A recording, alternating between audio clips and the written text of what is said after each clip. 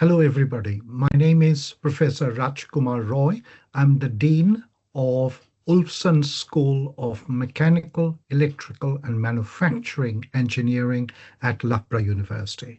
And I joined Loughborough with 23 years of experience at Cranfield University and about 6 years experience at City St. George's University of London.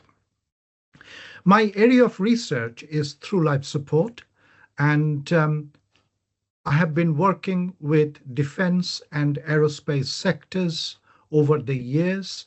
I have been running the National Center on Through Life Engineering Services, funded by EPSRC and industry like Rolls-Royce, BAE Systems, MOD, Bombardier Transportation, Babcock. And I'm looking forward to work with yourselves to promote through life support and through life aspect of complex engineering systems within the academy.